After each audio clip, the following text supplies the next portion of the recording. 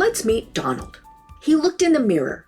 Tie was straight, white coat buttoned, stethoscope hanging precisely around his neck, and no spinach in his teeth from Papa D's famous lasagna during his grab-and-go lunch break. These things were important to him as a physician.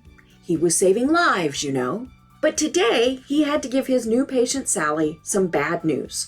The cancer had gotten worse. His detached demeanor, perfected over the last 15 years, was usually ready for anything. Crying, shock, silence, and even anger. But he was taken aback when, upon hearing the news, Sally started laughing.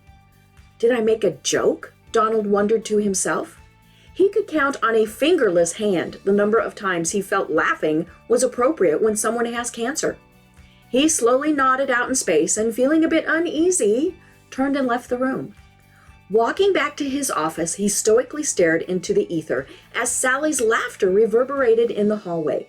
Her reaction really disturbed him, almost as much as his reaction to the entire situation.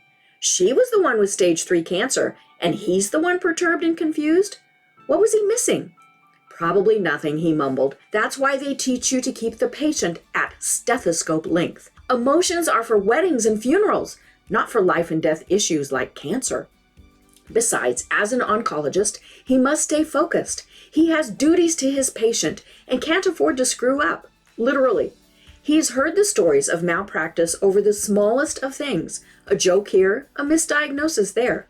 This was not a laughing matter. This was serious, and emotions were a distraction to his important work.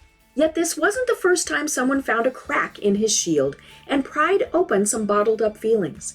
Maybe he was human after all. Nah, he whispered, puffing his chest out with a big grin.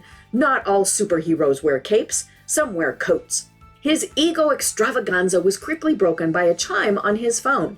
It was a text from Sally.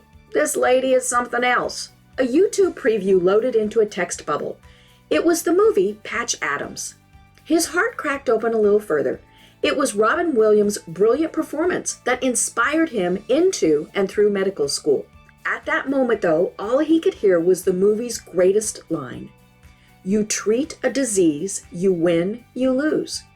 You treat a person, I guarantee you'll win no matter what the outcome.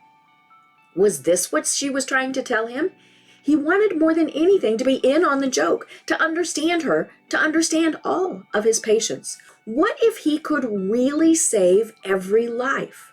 Not from cancer, but from a guarded, overcomplicated, and cancer-consuming existence. In other words, from becoming him. His pager suddenly began having a heart attack. He's needed on floor 8, stat. He glanced over at his favorite mirror. Thank you, Sally, he mimed. He might be the expert on cancer, but she has mastered life, and he's ready to be her student.